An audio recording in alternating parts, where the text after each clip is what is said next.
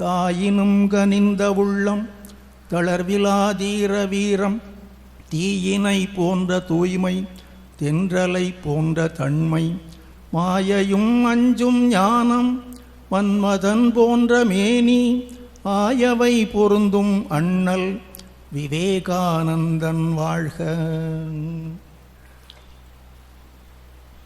பெருமதிப்பிற்குரிய சுவாமிஜி அவர்களுக்கு மற்றும் அனைவருக்கும் வணக்கம். வட்டமிட்டு ஒளிர் பிராண வாயு எனும் நிகழமோடு கமனம் செய்யும் மனமெனும் பெரிய மத்த யானையை என் வசம் அடக்கிடின் மும்மண்டலத்து இட்டமுற்ற வள ராஜயோகம் இவன் யோகம் என்று அறிஞர் புகழவே ஏழையேன் உலகில் நீடு வாழ்வன் இனி இங்கிதற்கும் அனுமானமோ. இது தாய்மானவர் பாடல். வட்டமிட்டு ஒளிர்கின்ற பிராணவாயு என்கின்ற அந்த ஒரு விலங்கை போட்டு இந்த மனத்தை கட்டி வைத்திருக்கிறார்கள். அந்த யானையை வசப்படுத்தி விட்டால், மனம் எனும் அந்த மத யானையை வசப்படுத்தி விட்டால் எப்படி வாழ்க்கை நடத்தலாம்? இட்டமுற்ற வள ராஜயோகம் இவன் யோகம் என்று அறிஞர் புகழவே ஏழையேன் உலகில் நீடு வாழ்வன். ராஜயோகம். சில சமயத்தில் இந்த ஜாதகம் பார்ப்பாங்க, அடுத்த மாதத்துலேருந்து உனக்கு ராஜயோகம் தான் ஏம்மா, அடுத்த மாதம் வரட்டும்ப்பா, இந்த மாதம் படாத பாடுபட்டுக்கிட்டு இருக்கிறேன்ம்மா, அது வரைக்கும் கொஞ்சம் பொறுத்துக்கோ என்று சொல்லுகிறார்கள் அல்லவா. அதுபோல் இதில் என்ன சொல்லுகிறார் என்றால், உனக்கு ராஜயோகம் வரப்போகுது என்று சொல்கிறார் தாயுமானவர். ஆனால் இது எப்போது வரும்? இந்த மனத்தை அடக்கி வசப்படுத்தி விட்டால் வரும். இட்டமுற்ற வள ராஜயோகம் இவன் யோகம் என்று அறிஞர்களெல்லாம் புகழும்படி வந்துவிடும். அது மட்டுமல்ல, ராஜயோகம் என்றால் பெரிய ஆடம்பரமான வாழ்க்கை, சுகபோகமான வாழ்க்கை என்று நாம் அர்த்தம் பண்ணிக்கொள்ளுகிறோம். அது மட்டுமல்ல, அதனோடு சேர்ந்து இன்னும் என்னெல்லாம் வேண்டுமோ எல்லாமே வந்துவிடும் என்று அந்த பாட்டு அடுத்த பிற்பகுதியில் சொல்லப்படுகிறது. பெரிய பெரிய காவியங்களை இயற்றக்கூடிய கவித்துவம் வேண்டுமா, அது வந்துவிடும். அஷ்ட சித்திகள் என்று சொல்லுகிறோமே, அந்த சித்திகளில் ஏதேனும் ஒன்றோ இரண்டோ அல்லது எல்லாமேவோ வேண்டுமா, அதுவும் வந்துவிடும். அப்படி எதை வேண்டுமானாலும் அடைய முடியும். அதுலேயும் அந்த பாட்டில் தாய்மாரர் ரொம்ப அழகாக ஒன்று சொல்லுகிறார். மனத்தை வசப்படுத்தி விட்டால் யார் வேண்டுமானாலும் எதை வேண்டுமானாலும் அடைந்துவிட முடியும் என்று மட்டும் சொல்லிவிடாமல், அம்பிகையே அதற்காக அவள் கங்கணம் கட்டி கொண்டு நிற்பாள். அவள் பார்த்துக்கிட்டு இருக்கிறாள் அங்கேருந்து. யார் ஒருவன் இந்த மனத்தை வசப்படுத்தக்கூடியவனாக இருக்கிறான் என்று அங்கே பார்த்து கொண்டே இருப்பாளாம். பார்த்துவிட்டு இவன் முழுமையாக மனத்தை வசப்படுத்துவதில் வெற்றி பெற்று விட்டான் என்ற உடனே இவனுக்கு இந்த ராஜயோகத்தை கொடுத்து விடலாம், காவியம் ஏற்றக்கூடிய அறிவை கொடுத்து விடலாம், 4 மறைகளையும் பாராயணம் செய்து விளக்கம் சொல்லக்கூடிய மதி யூகத்தை கொடுத்து விடலாம், அஷ்ட சித்திகளையும் அழித்து விடலாம். எல்லாவற்றையும் அழித்து விடலாம்ங்கிறது மட்டுமல்ல, நான் இவனுக்கு இதை கொடுத்தே தீருவேன் என்று அந்த அம்பிகை சொல்லுகிறாள். விருது கட்டிய பொன் அன்னமே என்று இது அம்பிகையை பார்த்து சொல்லுகிற பாட்டாக அமைந்திருக்கிறது. தேவியை பார்த்து தாயுமானவர் சொல்லுகிறார், மனத்தை ஒருவன் அடக்கி விடுவானேயானால் அவனுக்கு இந்த உலக வாழ்க்கை சம்பந்தப்பட்ட எல்லா நலங்களையும் எல்லா பெருமைகளையும் எல்லா மகிமைகளையும் நான் கொடுக்காமல் விடமாட்டேன் என்று சங்கல்பம் பண்ணி கொண்டிருப்பாளாம் அம்பிகையே. அப்போ எவ்வளவு பெரிய சிறப்பு அந்த மனத்தை அடக்குவதற்கு! எதை வேண்டுமானாலும் சாதிக்க முடியும். இதுதானே எல்லா மனிதர்களும் விரும்புகிறார்கள். ஒவ்வொரு மனிதருக்கும் அடிப்படையாக இருக்கக்கூடிய எண்ணம் என்ன? நாம் விரும்புவதெல்லாம் நடக்கணும், எதை நாம் நினைக்கிறோமோ அது நிறைவேறிவிட வேண்டும் என்ற ஆசை சின்ன குழந்தையிலிருந்து வயதான முதியவர் வரைக்கும் எல்லாருக்கும் இந்த எண்ணம் இருக்கிறது. என்ன நான் விரும்புகிறேன், அது நடந்து விட்டால் மகிழ்ச்சி, அது நடக்காவிட்டால் வருத்தம். இதான உலகம் புறாவும் நம்ம பார்த்து கொண்டு இருக்கிறோம். நம்முடைய வாழ்க்கையிலும் அனுபவிக்கிற வாழ்க்கையிலும் பார்க்கின்றோம். ஆகவே விரும்பியதெல்லாம் விரும்பியபடியே நடந்து விட்டால் வேண்டிய வேண்டியாங்கு எய்துப என்று வள்ளுவர் சொல்கிறார். வேண்டிய வேண்டியாங்கு எய்தக்கூடிய ஒரு தன்மை வந்து சேர்ந்து விடும். எண்ணிய எண்ணியாங்கு எய்துப அப்படியெல்லாம் சொல்லப்படுகிறது. நினைத்ததை நினைத்தபடி நிறைவேற்றிக் கொள்வது, வேண்டியதை வேண்டியபடி அடைந்து விடுவது, இப்படியெல்லாம் பெரியவர்கள் சொல்லுவதனுடைய காரணம் என்ன? எல்லா மனிதர்களுடைய உள்ளத்திலையும் இந்த விருப்பம் நிறைந்திருக்கிறது. அதற்கான ஒரு வாய்ப்பு எப்போது கிடைக்குமோ அப்போது நாம் அதை பயன்படுத்தி கொள்ள வேண்டும் என்று எல்லாரும் விரும்புவது இயற்கை தான். அதற்கு தான் கடவுளையும் வணங்குகிறோம், வழிபடுகிறோம். ஆனால் அந்த கடவுளை நாம் கேட்காவிட்டால் கூட அவளாகவே தேவி வந்து கொடுத்து விடுவாள் என்று தாயுமானவர் இந்த பாட்டில் சொல்லுகிறார். அதெல்லாம் கேட்கறதுக்கு நல்லா தான் இருக்குது. ராஜயோகம் வருது, அஷ்டசித்தி வருது, கவியற்றக்கூடிய திறமை வருகிறது, வேத பாராயணத்தை செய்து அதை மற்றவர்களுக்கு விளக்கம் சொல்லக்கூடிய அறிவாற்றல் வருகிறது என்றெல்லாம் சொல்லும்போது ரொம்ப நன்றாக இருக்கிறது. ஒரே ஒரு நிபந்தனைங்கும்போது தான் என்னத்துக்குயா நிபந்தனை, அதை நிபந்தனை இல்லாமல் கொடுத்துடக்கூடாதா என்ற எண்ணம் வருகிறது. ஆனால் நிபந்தனை உண்டு. என்ன நிபந்தனை? அதுவும் சாதாரண நிபந்தனை அல்ல. மனத்தை அடக்கி வசப்படுத்தி விட வேண்டும். யார் ஒருவன் மனத்தை அடக்கி தனக்கு வசப்படுத்தி கொள்ளுகின்றானோ அவனால் எதை வேண்டுமானாலும் செய்து நிறைவேற்றி கொள்ள முடியும். கொஞ்சம் யோசனை பண்ண வேண்டி வருது. மனசை போட்டு அடக்க முடியுமா? அது முடியாமல் தானேயா இவ்வளவு பாடுபட்டு கொண்டிருக்கிறோம். அதோடவும் ஒரு விடலை. அந்த மனம் என்பதற்கு ஒரு அடைமொழி வேற போட்டிருக்கிறார். மனமெனும் பெரிய மத்த யானையை, மத யானை போல இருக்கிற மனம் அப்படின்னு சொல்கிறார். சாதாரணமாகவே யானை அந்த பக்கம் வந்தாலே எல்லாரும் ஓரமாக நின்று தான் பார்ப்போம். அவ்வளோ பெரிய உருவத்தை பார்க்கிற போது நம்மை அறியாமலே ஒரு பயம் ஏற்பட்டு விடுகிறது. அதை நாம் கட்டுப்படுத்த வேண்டும் என்ற எண்ணமே நமக்கு வராது. அதற்கென்று ஒரு சிலர் இருப்பார்கள். அந்த பாகர் இருப்பான், அவன் கையில் ஒரு அங்குசம் வச்சுருப்பான். அந்த மாதிரி பயிற்சி பெற்றவர்கள் இருப்பார்களே தவிர சாதாரண மனிதர்களை பொறுத்தவரையிலையும் தெருவில் யானை வருகிறது என்றால் கொஞ்சம் 10 அடி தள்ளி நின்று வேடிக்கை பார்ப்போமே தவிர முன்னால் போய் யாரும் வேடிக்கை பார்க்க விரும்ப மாட்டோம்.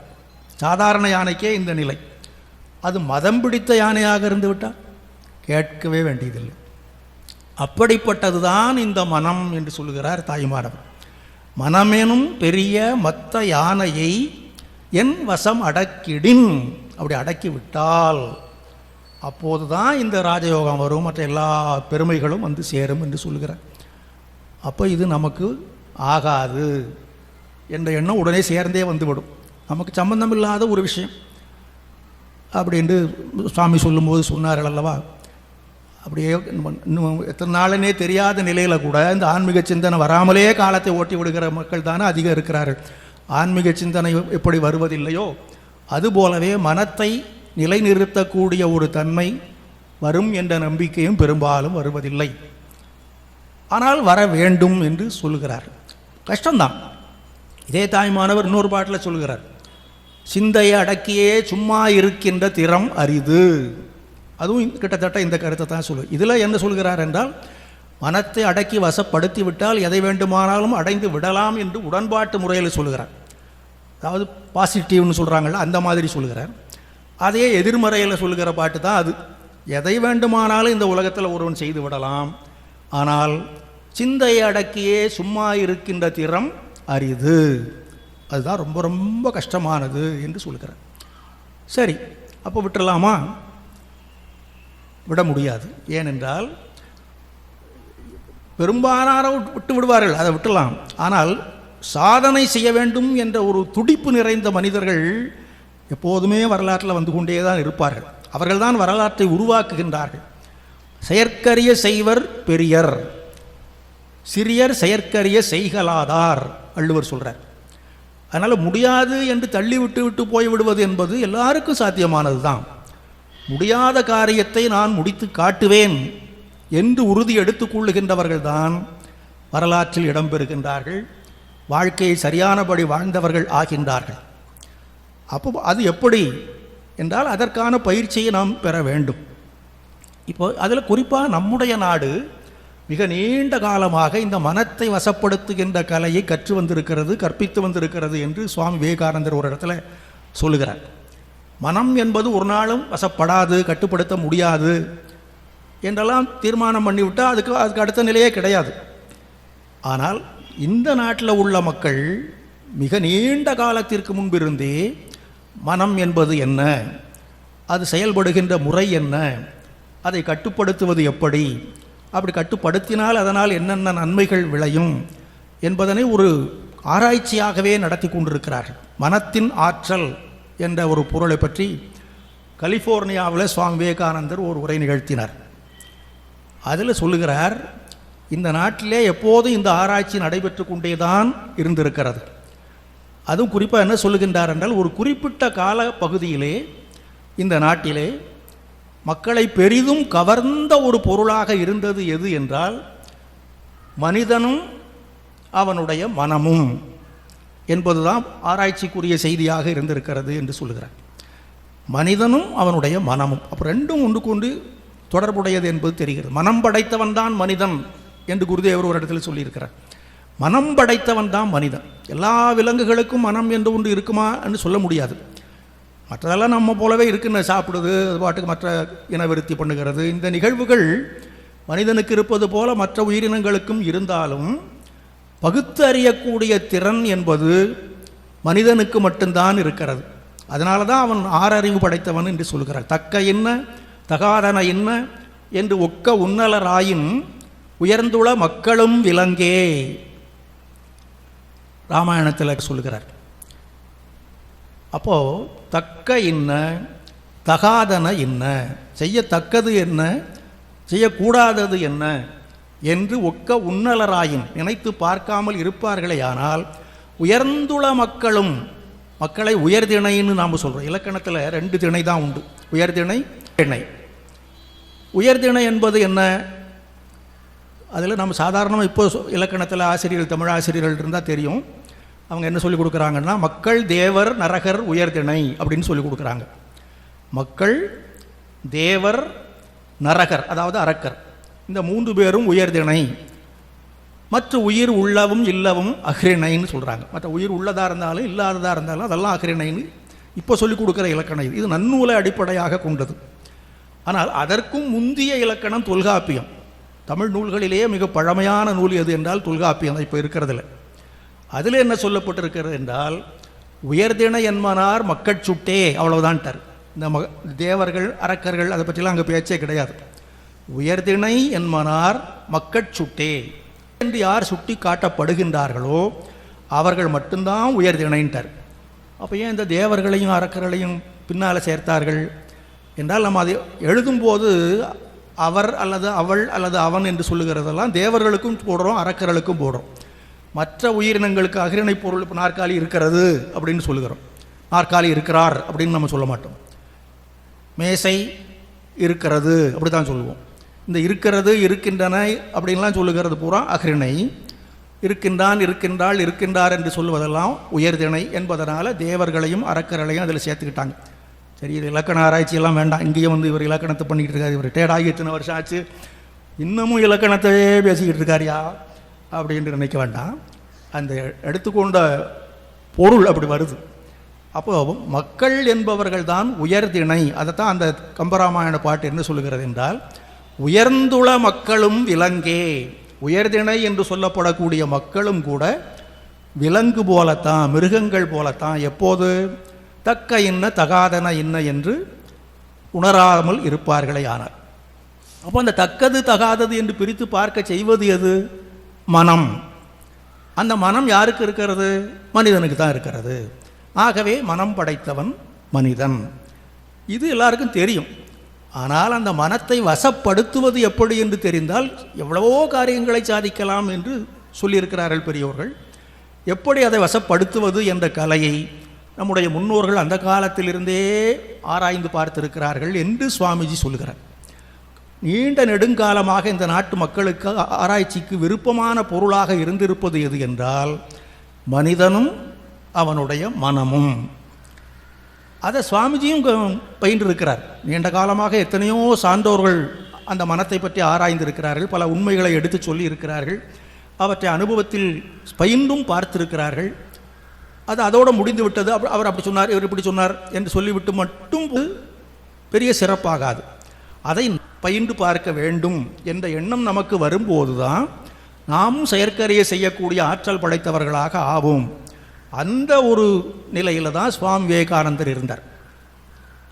அதே மனத்தின் ஆற்றல் என்ற அந்த சொற்பொழிவில் அவர் தம்மை பற்றியும் சொல்லியிருக்கிறார்.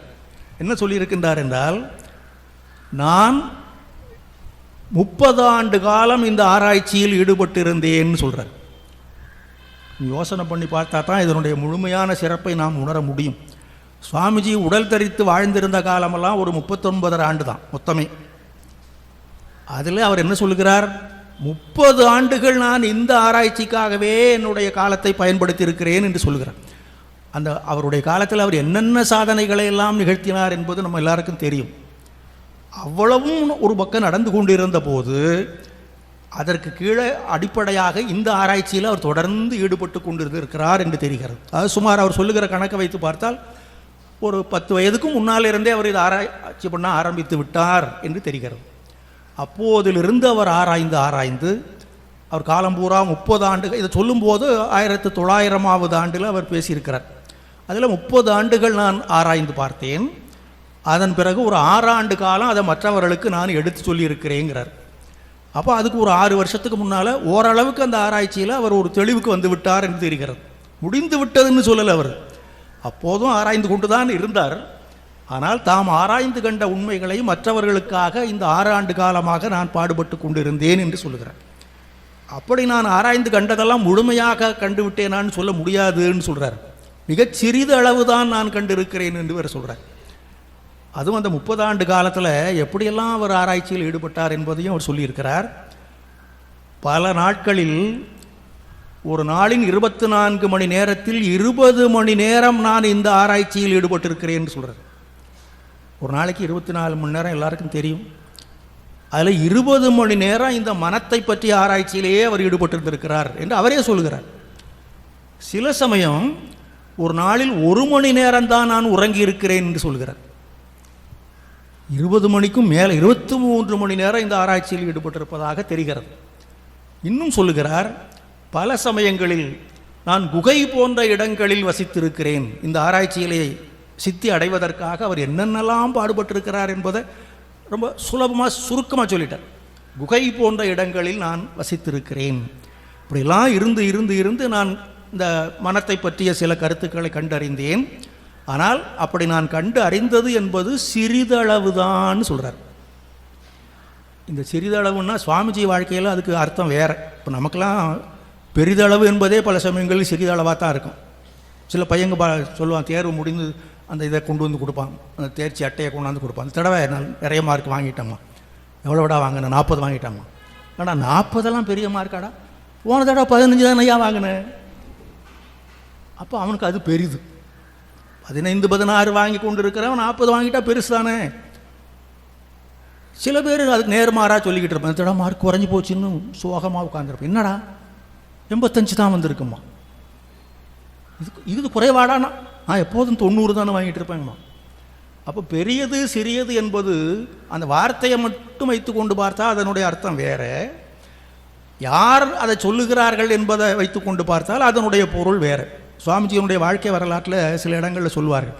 அவர் இந்த பரிவிராஜக வாழ்க்கையில் ஒரு ஊராக சுற்றி திரிந்து கொண்டிருந்த போது ஒரு இடத்துல தங்கியிருந்தார். அவர் விருந்தினராக வரவேற்றிருந்த ஒரு மனிதர் அவர் சுவாமிஜியை உட்கார வச்சுட்டு ஒரு புத்தகத்தை படிச்சுக்கிட்டு இருந்தார். ஆங்கில புத்தகத்தை படித்து கொண்டிருந்தார். சுவாமிஜி அதை அப்படியே பார்த்துட்டு அதை பற்றி அது என்னன்னு கேட்டார். ஆங்கில புத்தகம் படிச்சுக்கிட்டு இருக்குது என்னன்னு கேட்குறாரு சாமியார். சாமியார்னா அந்த காலத்து சாமியார்களுக்கெல்லாம் படிப்பே இருக்காதுன்னு மக்கள் முடிவு பண்ணி வச்சுருந்தாங்க. ஆனால் அந்த சாமியார்கள் தான் இவ்வளோ பெரிய ஞான சாஸ்திரங்கள் எல்லாம் உருவாக்கினார்கள் என்பதை பலர் மறந்து விட்டார்கள். இவரும் அந்த மாதிரி நினச்சிக்கிட்டு தான் இவர் ஊராக சுற்றி திரிகிறாரு, இவருக்கு என்ன தெரிஞ்சிருக்க போகுது என்று நினைத்து கொண்டு, உங்களுக்கு இங்கிலீஷ் தெரியுமான்னார். இனிமேல் ஒன்றும் பண்ண முடியும். இவர் அது தெரியாமல் இருக்கணும்னு தான் அவ்வளோ பாடுபட்டுக்கிட்டு இருந்தார். நமக்கு அது தெரியும் இது தெரியும் என்பது மற்றவர்களுக்கு தெரிந்து விடக்கூடாது என்பது தான் சுவாமிஜியினுடைய எண்ணம். ஆனால் அது வாய் தவறி அதை கேட்டார். இப்போ ஒன்றும் சொல்ல முடியாது. தெரியுமா இங்கிலீஷ்னா? இதான் கொஞ்சம் கொஞ்சம் தெரியும் அப்படின்ட்டார். சரி சரி, இப்போ ஏபிசிடி தெரிஞ்சிருக்கும் அப்படின்னு அவர் நினச்சிக்கிட்டார். அப்புறம் பார்த்தா அந்த புத்தகத்தை புரட்டி அதை பற்றி நிறைய உரையாட ஆரம்பித்தார். ஆங்கிலத்திலேயே பேச ஆரம்பித்தார். அப்போ தான் அவர் ஓஹோ இவருக்கு கொஞ்சம் தெரியும்னதே இவ்வளவு தெரிஞ்சிருக்குது, நாம் ரொம்ப தெரியும்னு நினச்சிக்கிட்டு இருந்தோம், இவரோட ஒப்பிட்டா அதுதான் கொஞ்சம் போல் இருக்குதுன்னு அவர் தெரிஞ்சுக்கிட்டார். அப்படி அடுத்தடுத்து சில நிகழ்ந்தன. ஒரு இடத்துல இசையை பற்றி ஒரு பேச்சு வந்து தான். அப்போது அதை பற்றியும் ஏதோ சொல்லியிருக்கிறாரு. அங்கே இருந்தவங்க கேட்டாங்க, உங்களுக்கு சங்கீதம் எல்லாம் தெரியுமா? ஏதோ கொஞ்சம் தெரியும்னார். அப்போது அந்த வரலாற்றை எழுதுகிற ஆசிரியர் ரொம்ப அழகாக அதை எழுதியிருக்கிறார். எப்படி எழுதியிருக்கிறாருன்னா, கொஞ்சம் என்பது சுவாமிஜியை பொறுத்தவரையில் என்னங்கிறது நமக்கு தெரியும்ட்டார். அவர் கொஞ்சம்னா அது கொஞ்சம் கிடையாது. அதை போல தான் இங்கேயும் அவர் சொல்லுகிறார், மனத்தை பற்றிய ஆராய்ச்சியில் நான் 30 ஆண்டு காலமாக ஈடுபட்டு அறிந்து கொண்டதெல்லாம் சிறிதளவு தான் அப்படி என்று சொன்னால், அந்த சிறிதளவே எவ்வளவோ பெரிதளவாக நமக்கு பயன்படக்கூடிய வகையில் அவர் சொல்லியிருக்கிறார். அதனால தான் இதை பற்றிலாம் சொல்கிறார். மக்களுக்கு கொடுத்து விட வேண்டும், அவருக்கு தெரிந்தது சிறிதோ பெரிதோ அதை பற்றிலாம் அவர் பெரிதாக நினைக்கல. ஆனால் எல்லாருக்கும் அது தெரிந்து விட வேண்டும், சமுதாயம் முழுவதும் இதனால் பயன்பட வேண்டும். எனக்கு தெரியும், அதனால் நான் பெருமைப்பட்டு கொள்கிறேன், என்ன எல்லாரும் போற்றட்டும் அப்படின்னு அவர் நினைக்கவே இல்லை. அதனால தான் அவர் சொல்லுகிறார், என் பிள்ளைகளாகிய உங்களில் ஒவ்வொருவரும் என்னை விட 100 மடங்கு உயர்ந்தவர்களாக வேண்டும்னு சொன்னார். அப்படி தான் சொன்னார். நீங்கள் எல்லாரும் என்ன வணங்கிட்டு போயிருங்க பேசாமல் அப்படின்னு அவர் சொல்லலை. என்னை விட 100 மடங்கு உயர்ந்தவர்களாக வேண்டும்னு சொன்னார். அப்படி எல்லாருமே அப்படி ஆக வேண்டும் என்பதுதான் அவருடைய ஆசை. அதனால தான் அவர் கற்றறிந்த செய்திகள் எல்லாவற்றையும் இந்த சமுதாயத்திற்கு உரிமையாக்கினார். அப்படி தான் இதையும் அவர் சொன்னார். அந்த மனம் என்பது எத்தகையது என்ற ஆராய்ச்சியில் ஈடுபட்டு கண்டறிந்த உண்மைகள் அப்படின்னு ஒரு சிலவற்றை அவர் சில எடுத்துக்காட்டுகள் மூலமாக சொல்கிறார். அதில் இன்னொரு பெரிய குறிப்பிடத்தகுந்த செய்தி என்ன சொல்லுகின்றார் என்றால், இந்த மனத்தை பற்றிய ஆராய்ச்சியிலே நம்முடைய முன்னோர்கள் ஈடுபட்டார்கள் என்று சொன்னோம். கொஞ்சம் யோசனை பண்ணி பார்த்தா தான் அது எவ்வளவு கடினமானது என்று தெரியும். காரணம் என்னவென்றால், எந்த ஒரு பொருளை நாம் ஆராய்ச்சிக்கு எடுத்துக்கொள்ளுகின்றோமோ அந்த பொருள் நாம் ஆராய்ந்து கொண்டு இருக்கிற போது ஒரே நிலையில் இருந்தால் தான் நாம் தொடர்ந்து ஆராய்ச்சி பண்ண முடியும். அதுக்கு அவர் எடுத்துக்காட்டுக்கு ஒரு நாற்காலின்னு வச்சுக்கோங்கன்னு சொல்கிறார். இப்போ இந்த நாற்காலி இருக்கிறது, இதை நாம் ஆராய்ச்சி பண்ணுகிறோம் என்று வைத்துக்கொள்ளலாம். எப்படி ஆராய்ச்சி பண்ணுவோம்? இது இவ்வளோ உயரம் இருக்குது, பின்னால் இவ்வளோ இந்த சாய்ந்து கொள்வதற்கு இவ்வளோ அகலம் இருக்கிறது, இந்த பக்கம் உள்ள சட்டம் ஒரு ஒரு ஒரு அங்குல அளவுக்கு இருக்குது, நடுவில் இருக்கிறதெல்லாம் ஒரு அரை அங்குலம் இருக்குது, இப்படிலாம் ஆராய்ச்சி பண்ணலாம். ஒரு எடுத்துக்காட்டுக்காக சொல்கிறது தான். இதை ஆராய்ச்சி பண்ணி நம்ம என்னையா பண்ண போகிறோங்கிறது இல்லை, ஒரு எடுத்துக்காட்டுக்காக சொல்லுகிறேன். இப்படி இந்த நாற்காலியை நாம் ஆராய்ச்சி பண்ண வேண்டும் என்று நினைத்தால், அது நாம் அந்த ஆராய்ச்சியை தொடங்கும் போது எப்படி இருந்ததோ அதே மாதிரி தான் ஆராய்ச்சி முடிகிற வரைக்கும் இருக்கும். கழட்டி கூட போட்டலாம், தனித்தனியாக கழட்டி கூட ஆராய்ந்து பார்க்கலாம். அப்படி கழற்றி விட்டாலும் அதுக்கு முன்னால் என்ன இருந்ததோ அது அப்படியே தான் இருக்கும். இதே மரப்பலகை, இதே சட்டம், இதெல்லாம் அப்படி தான் இருக்கும். இப்போ ஒன்றா இருக்குது, கழட்டி விட்டால் தனித்தனியாக இருக்கும், மற்றபடி அதில் மாற்றம் இருக்காது. இப்போ தேக்கு மரத்தில் ஒரு நாற்காலி பண்ணியிருக்கிறான்னு வச்சுக்கோங்க, அதை நம்ம ஆராய்ச்சி பண்ணிக்கொண்டே இருக்கிற போது அந்த தேக்கு மரம் என்பது மாம்பர பலகையாக மாறிடாது, அது அந்த தேக்கு மரமாகவே தான் இருக்கும். இதை மாதிரி தான் எந்த ஒரு பொருளையும் நாம் ஆராய்ச்சிக்கு எடுத்துக்கொள்ளும் போது அது தொடங்கும் போது எப்படி இருந்ததோ அதே போலத்தான் ஆராய்ச்சி முடிகிற வரைக்கும் இருக்கும். அதனால் ஆராய்ச்சி எளிதாக இருக்கும்னு சொல்ல வர்றார். ஆனால் இந்த மனம் என்பது அப்படி அல்ல. நாம் அதை ஆராய்வதற்கு முற்படும் போது அது எப்படி இருக்கிறதோ அதே மாதிரியே இருந்து கொண்டிருக்கும் என்பது கிடையாது. அந்த கணத்தில் ஒரு மாதிரி இருக்கும், அடுத்த கணம் வேறு மாதிரி மாறிடும். இதுதான் மனத்தினுடைய இயற்கை. உதாரணமாக வச்சுக்கொள்ள, இப்போ சாமிஜி சொல்லியிருக்கிறாரு, பெரியவர்கள்லாம் சொல்லியிருக்கிறார்கள், அதனால் மனத்தை பற்றி ஆராய்ச்சி பண்ணலாம் என்று நமக்கு ஒரு எண்ணம் வருகிறது அப்படின்னு வைத்துக்கொள்ளலாம். இப்போ மனம் என்பது என்னன்னு ஆராய்ச்சி பண்ண ஆரம்பிக்கிறோம், ஒன்றும் புரிய மாட்டேங்குது. எங்கே இருக்குதுன்னே தெரியலையே மனம். மற்றதெல்லாம் இப்போ கைன்னா இப்படி இருக்குது, கால் இப்படி இருக்குது, இதயம் உள்ளே இருக்குதுன்னு சொல்கிறாங்க, அதை ஸ்கேன் பண்ணி பார்த்தா தெரியுங்கிறாங்க, அது எதோ சொல்கிறாங்க. இந்த மனத்தை ஸ்கேன் பண்ணி யாராவது பார்த்துருக்கானா? கிடையாது. அந்த மனம்னு சொல்லிக்கிட்டு இருக்கிறோமே தவிர அது நம்முடைய உடலின் எந்த பகுதியில் இருக்கிறது என்பதை யாரும் கண்டுபிடித்ததில்லை. அதற்கு என்ன வடிவம் தெரியுமா? தெரியாது. ஆகவே நம்ம இந்த மனத்தை பற்றி ஆராய தொடங்கும் போதே கொஞ்சம் தயக்கமாக தான் இருக்கும். அப்புறம் கொஞ்சம் கொஞ்சமாக ஆராய்ச்சி பண்ணி பார்க்குற போது இது என்னையா இது, இப்போ மனத்தை ஆராய வேண்டும் என்ற ஆர்வத்தோடு ஆரம்பிக்கிறோம். ஆரம்பித்து கொஞ்ச நேரத்துக்குள்ளேயே இதெல்லாம் சரி வராதியா, இதை ஆராய்ந்து நாம் என்ன பண்ண போகிறோப்போ அப்படின்னு தள்ளிடுவோம். அதைத்தான் சுவாமிஜி சொல்கிறார், இந்த மனம் என்பது நாம் ஆராய தொடங்கும் போது எந்த நிலையில் இருக்கிறதோ அதே நிலையில் தொடர்ந்து இருந்து கொண்டே இருக்காது, மாறிக்கொண்டே இருக்கும். மாறிக்கொண்டே இருக்கக்கூடிய ஒரு பொருளை நாம் எப்படி ஆராய்ச்சி பண்ண முடியும்? முடியாது. ஆனால் பண்ணியிருக்கிறார்கள், அதுதான் அவர் சொல்ல வர்றார். அப்போ எவ்வளவு கடினமான ஒரு ஆராய்ச்சியில் அவர்கள் ஈடுபட்டிருக்கிறார்கள். காரணம் என்னவென்றால், நம்ம தாய்மானவர் பாட்டில் பார்த்தது போல இது எதை வேண்டுமானாலும் செய்வதற்கு நமக்கு உறுதுணையாக இருக்கிறது. இதுதான். அதனால் எப்படியாவது நம்ம இந்த மனம் என்ற ஆராய்ச்சியில் ஈடுபடுவது நமக்கு துணையாக இருக்கும் இதைத்தான் நம்முடைய சாஸ்திரங்கள் பல கோணங்களில் நமக்கு எடுத்து சொல்லியிருக்கின்றன. இப்போ கீதையை எடுத்துக்கொள்ளலாம். பகவத்கீதை நம்ம நாட்டில் ரொம்ப பிரபலமான ஒரு சாஸ்திரம். ஆன்மீக வாழ்க்கையில் கொஞ்சமாவது ஆர்வம் உடையவர்களாக இருந்தால் கண்டிப்பாக கீதையை பற்றி கொஞ்சம் தெரிந்து வைத்திருப்பார்கள். அந்த கீதை என்பது என்ன? ஒரு மனிதனுடைய மன எழுச்சியையும் மனத்தளர்ச்சியையும் ஞான மலர்ச்சியையும் விளக்கக்கூடிய ஒரு நூல் தான். அர்ஜுனன் ஒரு மாமனிதன், சாதாரணமான மனிதன் அல்ல. நமக்கு தெரியும், பாண்டவர்களையே அவன் தனிச்சிறப்பு வாய்ந்தவன் என்று தான் சொல்லப்படுகிறான். அவ்வளவு மாமனிதனாகிய அந்த அர்ஜுனன் எந்த மனநிலையில் வந்தான்? போர்க்களத்துக்கு வரும்போது கண்ணனிடத்தில் சொன்னான், கண்ணா பார், தேரை கொண்டு போய் முன்னால் நிறுத்து அப்படின்னா. எதற்காக? என்னை எதிர்த்து போர் புரிவதற்கு யார் யார் வந்திருக்கின்றார்கள், என்னுடைய வில்லிலிருந்து வெளிப்படக்கூடிய அம்புகளுக்கு யார் யார் இரையாக போகின்றார்கள், அவர்களெல்லாம் நான் ஒரு முறை பார்க்க விரும்புகின்றேன். அதனால் முன்னால் கொண்டு போய் தேரை நிறுத்து. அவ்வளவு எழுச்சி நிறைந்த மனம் படைத்தவனாக இருந்தான். அவனுடைய மனத்தின் எழுச்சி நிலை அது. போர் செய்தே ஆக வேண்டும், எதிரிகளை வீழ்த்தியே ஆக வேண்டும், வெற்றி பெற்றே ஆக வேண்டும். அந்த எழுச்சி அவனுக்கு அப்போ இருந்தது. கிருஷ்ணன் ஒன்றுமே பேசலை, பேசாமல் இருப்பார். அவர் சமயம் போல் பண்ணுவார். சில சமயம் பேசாமல் இருப்பார். பேச ஆரம்பிச்சிட்டா பேசிக்கிட்டே இருப்பார். அதுக்கு அந்த நேரம் வரட்டும்னு தான் பார்த்துக்கிட்டு இருந்தார். அதனால் அப்படியாப்பா சரி சரி கொண்டு நிறுத்திட்டார். தேரை கொண்டு போய் முன்னால் நிறுத்தியாச்சு. அப்படியே பார்த்தான் ஒரு பார்வை. யார் நிற்கிறாங்க? இவன் எதிரிகள்னு நினச்சிக்கிட்டு இருந்த ஆட்களெல்லாம் உண்மையில் எதிரிகள் அல்ல. அந்த 100 பேர் துரியோதனன் கூட்டத்தார் இருக்கிறார்களே, அவர்களை வேண்டுமானால் எதிரிகள் என்று சொல்லலாமே தவிர, அவர்களுக்கு உறுதுணையாக வந்து நிற்கின்ற அந்த பெரும் படைகளை பார்த்தால் அவர்களில் பல பேர் நமக்கு உற்றார் உறவினர்களாக இருக்கின்றார், வேண்டியவர்களாக இருக்கின்றார். இந்த துரியோதனன் முதலியவர்களும் உறவினர்கள் தான், ஆனால் அதற்கு மேலாக பகைவர்களாக ஆகிவிட்டார்கள். அப்படி ஆகாமல் இப்போதும் நமக்கு உற்றார்களாக, உறவினர்களாக, நண்பர்களாக இருக்கக்கூடியவர்கள் தான் எதிரில் வந்து நிற்கிறார்கள். அவர்களுடைய கடமை அது. அதற்கு மேலே பார்க்கிற போது அந்த பிதாமகர் பீஷ்மர் இருக்கிறாரு, ஆச்சாரியராகிய துரோணர் இருக்கிறாரு. இவர்களையா நாம் எதிர்த்து போர் செய்ய போகிறோம்? இவர்களை எதிர்த்தா நாம் வெற்றி பெற வேண்டும், அதனாலேயா நம்முடைய நாடு நமக்கு சொந்தமாக வேண்டும் என்று அப்படியே அவனுடைய வில்லு தானாக கீழே விழுந்துட்டான். கொண்டு நிறுத்து, அப்படியே தூக்கி நிறுத்தின வில்லு அவன் அறியாமலேயே கீழே நழுவி விழுந்து விட்டது. கிருஷ்ணனை பார்த்து தர்ம நியாயம் பேச ஆரம்பித்தான். கிருஷ்ணா, யோசனை பண்ணி பார்த்தேன், எதுக்கு இதெல்லாம்?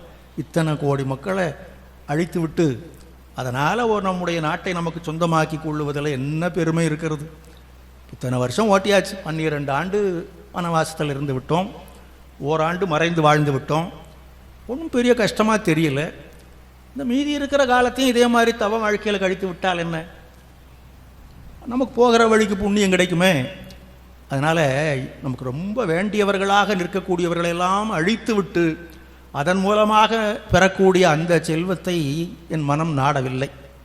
அதற்கு பதிலாக அவங்களுக்கே விட்டுட்டு நாம் தவத்திற்கு போய்விட்டால் அது தர்மமாக இருக்கும் என்று தோன்றுகிறதுன்னா, இது அவனுடைய மனத்தின் தளர்ச்சி நிலை. முதல்ல எழுச்சி நிலையில் அப்படி வந்து நின்றவன் இப்போ போரெல்லாம் வேண்டாம்ப்பா, பேசாமல் போயிடலாம் என்று தளர்ந்த நிலையில் பேச ஆரம்பித்தான். இப்போ தான் இவர் பேச வேண்டிய நேரம் வந்தது. அந்த பேச ஆரம்பிக்கிற போது தான் அவர் என்ன சொன்னார் என்றால், தர்மத்தை நிலைநாட்டுவதற்காக இதை செய்துதான் ஆக வேண்டும். அப்போ அதில் ஸ்திதப்பிரஜன் என்பவனை பற்றிய ஒரு வர்ணனை அவர் சொல்கிறார். ஞானத்தில் நிலை பெற்றவன் எப்படி இருப்பான் என்று அப்படி தொடங்கி அப்படி தான் இருக்கணும் என்பதை சொல்லுவதற்காக அவர் சொல்லுகிறார். யார் ஞானத்தில் நிலை பெற்றவன் என்று சொல்லுவதற்கான தகுதி படைத்தவன் என்பதை அந்த பகவத்கீதை முழுவதுமே கிருஷ்ணனுக்கும் அர்ஜுனனுக்கும் இடையே நடைபெறுகின்ற உரையாடல் தான் கிருஷ்ணார்ஜுன சம்வாதம் அப்படின்னு சொல்லுவாங்க. அதில் குறிப்பான ஒரு சிறிய உரையாடலில் அதனுடைய சாரம் முழுவதையுமே அடக்கி சொல்லியிருக்கிறார். அப்போ தான் அவர் சொல்கிறாரு, ஞானத்தில் நிலை பெற்றிருப்பவனாக இருக்க வேண்டும். என்ன ஞானத்தில் நிலை பெற்றிருக்க வேண்டும் என்றால், ஆசை, அச்சம், கோபம் இவற்றை தவிர்த்தவனாக இருக்க வேண்டும். மனம் அமைதியில் நிலை பெற்று இருக்க வேண்டும். துன்பத்தில் துடியாத மனத்தினனாய், இன்பத்தில் விருப்பம் கொள்ளாதவனாய், ஆசை அச்சம் கோபம் ஆகியவை இல்லாதவனாய் யார் இருக்கின்றானோ அவன் ஞானத்தில் நிலை பெற்றவன் என்று அந்த உரையாடல் ஒரு சிறிய பகுதி அது அப்படி தொடங்குகிறார். அப்புறம் முக்கியமாக 2, துன்பம் வருகின்ற போது மனத்தில் துவண்டு போய்விடக்கூடாது, துன்பத்தில் துடியாத மனத்தினனாய்.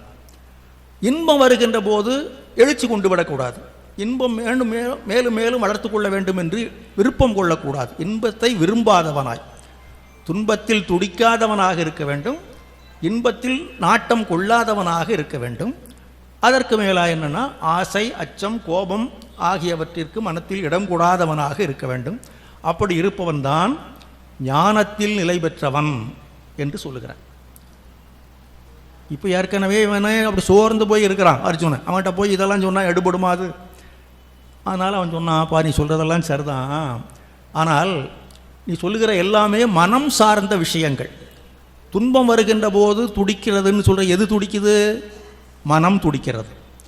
இன்பம் வருகின்ற போது அதில் விருப்பம் இன்னும் வேணும் வேணும்னு எது கேட்குது? இந்த மனம் கேட்கிறது. ஆசை அச்சம் கோபம் என்று சொல்லுகிறாய், இவையெல்லாம் எங்கே தோன்றுகின்றன? இந்த மனத்தில் தான் தோன்றுகின்றன. நீ என்ன சொல்? அப்போ அதெல்லாத்தையும் தொகுத்து சொன்னால் மனத்தை அடக்கிவிட வேண்டும் என்று சொல்லுகிறாய். ஆனால் முடியுமாது? மனம் என்பது சஞ்சலம் நிறைந்தது. அப்போ அதை எப்படி அடக்க முடியும்? தவறும் இயல்பு படைத்தது. இது எப்போதும் சஞ்சலம் நிறைந்து கொண்டே, சஞ்சலம்னா மாறி மாறி வந்துக்கிட்டே இருக்கு, ஒரே நிலையில் இருக்காது. தவறும் இயல்புடையது. அதான் நம்ம முதல்ல சொன்னது போல, இப்போது ஒரு எண்ணம் வரும், கொஞ்ச நேரத்தில் அப்படியே மாறி போயிடும், தவறி தவறி போய்கொண்டே இருக்கும். நாம் எதை நினைக்கிறோமோ அதிலிருந்து தவறி விடும். இப்படி தவறும் இயல்புடையது. அதனால் நீ என்ன சொல்ல வருகிறாய்? மனத்தை கட்டுப்படுத்த வேண்டும், அவன்தான் ஞானத்தில் நிலை பெற்றவன் என்று சொல்லுகின்றாய். ஆனால் மனத்தை கட்டுப்படுத்துவது என்பது காற்றை கட்டி வைப்பது போல கடினமானது என்று எனக்கு தோன்றுகிறது அப்படின்னா. எப்போதுமே நாம் எந்த கருத்தை சொல்ல வருகிறோமோ அதுக்கு தகுந்தபடி வாதங்கள் தானாக தோணும். இப்போ இவன் வேண்டான்னு முடிவு பண்ணிட்டான், போர் செய்ய வேண்டாம் என்று முடிவு பண்ணிட்டான் அர்ஜுனன். அப்போ அதுக்கு தகுந்தபடியெல்லாம் இருக்கிறான். அவர் என்ன சொல்ல வராரு? இது ஞானத்தின் பார்ப்பட்டது அல்ல, நீ உண்மையிலேயே ஞானியாக இருந்தால் உன்னுடைய கடமையை செய்ய வேண்டும் என்பதற்கு தான் அவர் ஆரம்பம் பண்ணுறார் பகவான். இவன் அதை தடுத்து நிறுத்துறதுக்கு இவன் எதிர்வாதம் பண்ணுறான்.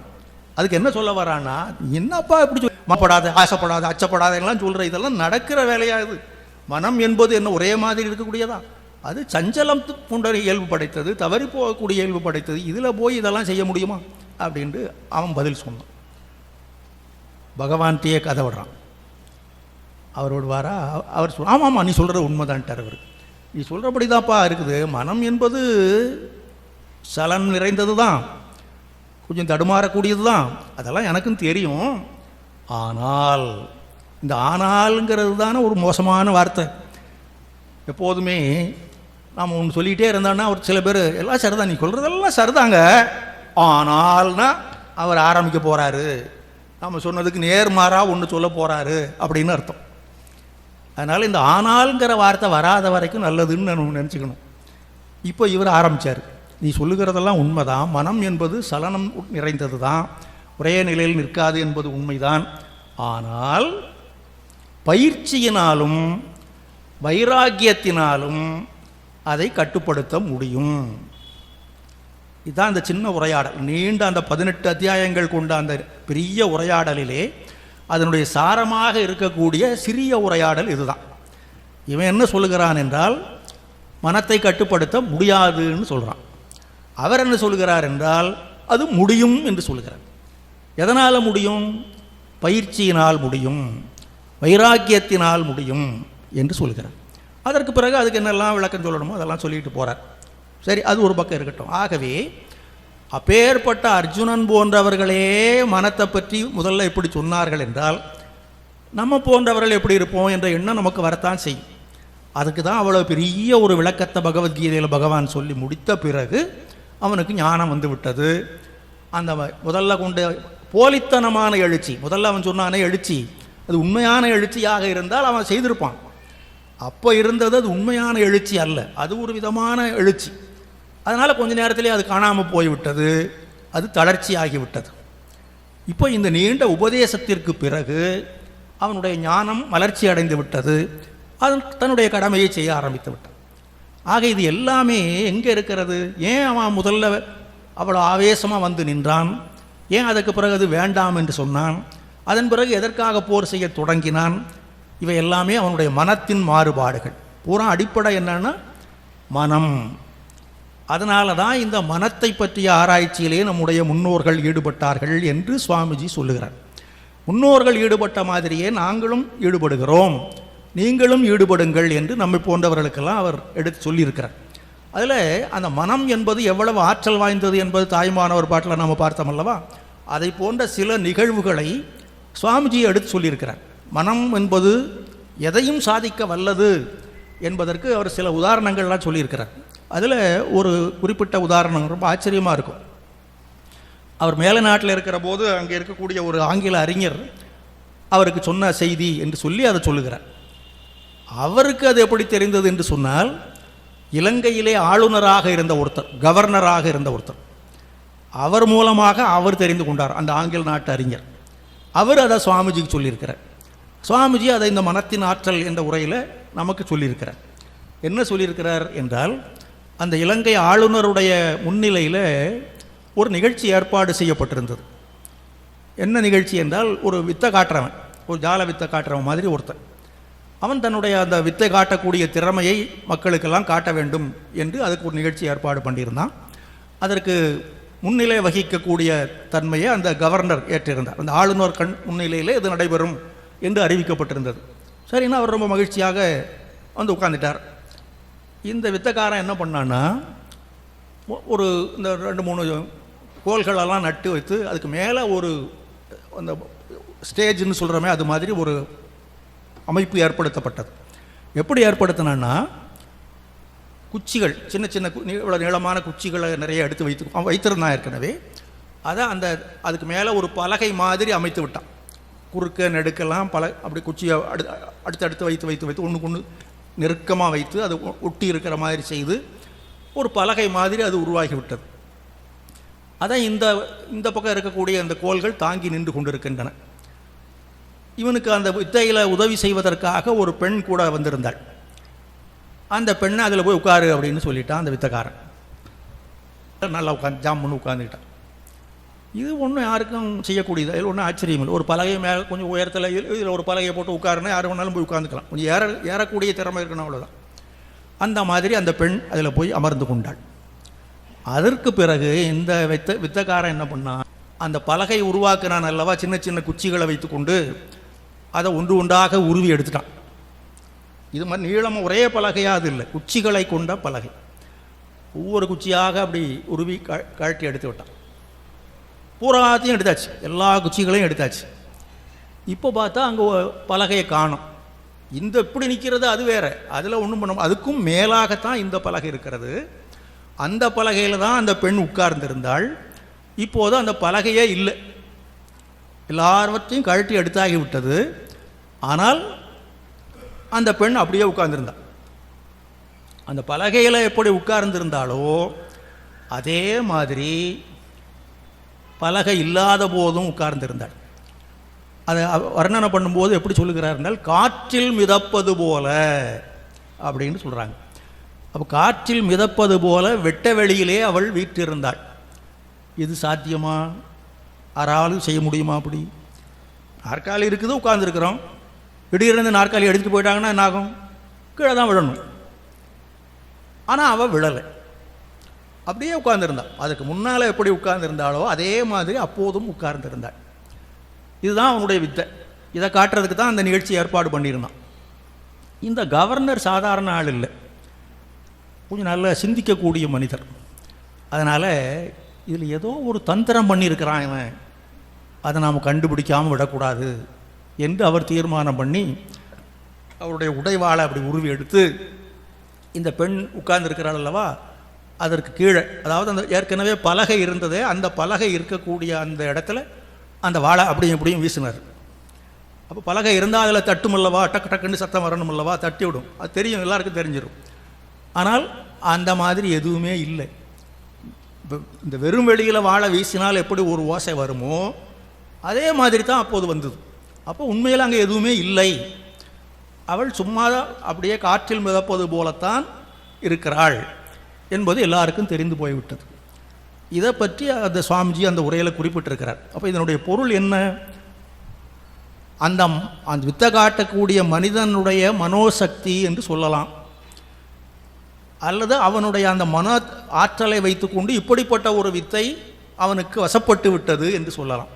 அந்த முதல் தாய்மானவர் பாட்டில் நம்ம பார்த்தோமே, வசப் அடக்கி விடில், இந்த மனமேனும் பெரிய மத்த யானையை என் வசம் அடக்கிடின், எதை வேண்டுமானாலும் செய்யலாம் என்று சொன்னார் அல்லவா, அதுபோல் அவன் மனத்தை வசப்படுத்தி இருக்கிறான் என்று அர்த்தம்.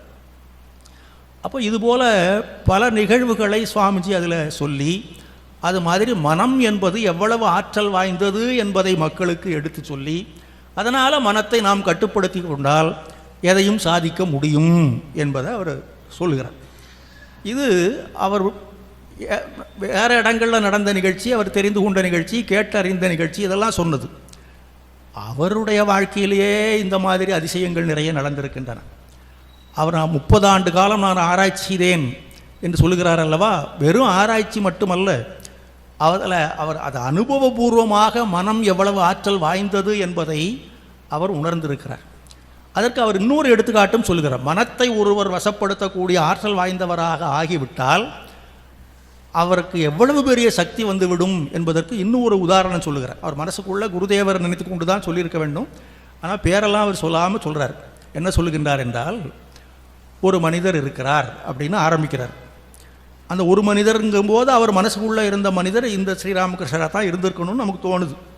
ஒரு மனிதர் இருக்கிறார், அவரிடத்தில் சில மனிதர்கள் வருகிறார்கள், அல்லது அவர் இந்த சில மனிதர்களை பார்க்கிறார், அவர்களிடத்தில் அவர் சில மொழிகளை பேசுகிறார்.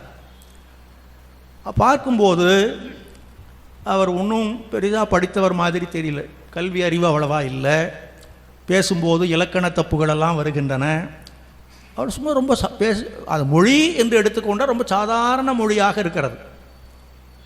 ஆனால் அவர் கொஞ்ச நேரம் பேசிய உடனே அதை கேட்டுக்கொண்டிருந்த மனிதர்கள் அத்தனை பேருடைய மனத்திலையும் அது அப்படியே ஒரு பதிவை ஏற்படுத்தி விடுகின்றன.